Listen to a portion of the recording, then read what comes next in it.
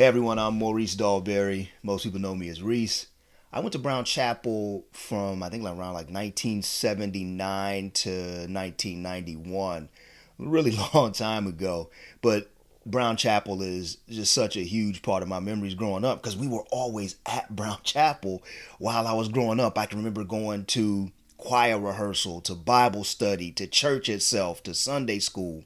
And it was just this beautiful familial place, man, where all of my friends and my aunts and uncles were involved in the church and what was happening. And so for most of the time, I was at Brown Chapel. In fact, the whole time I was at Brown Chapel, it was at South Adams.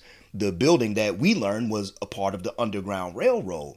And one of the things I vividly remember about that building was there was this picture of Richard Allen, and Ms. Warren was teaching Sunday school.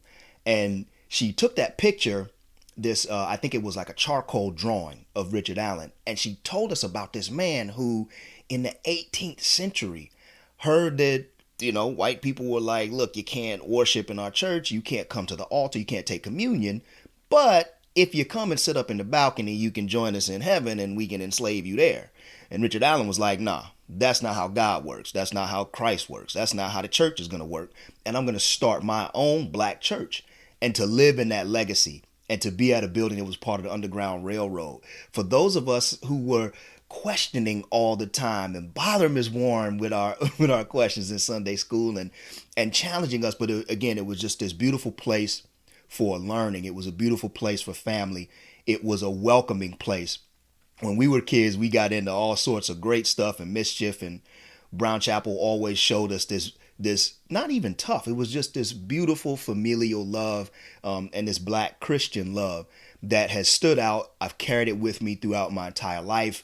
As an educator, I've definitely lived by those things, the things that I was taught at Brown Chapel, the empathy and the compassion that we have to have, in particular for kids, and how we just teach kids how to go about living in this world. I can say without question, my formative years at Brown Chapel are a reason why, a huge reason why I've had even the bit of success I've had today as a grown man. So I love y'all, Brown Chapel. I appreciate this opportunity. If you're a child at Brown Chapel now, take advantage, use the opportunities, love the opportunities, and the wisdom that's there in that building and amongst the folks at that church, and grow with it. Right. So take care. We love you, Brown Chapel. Thank you for everything.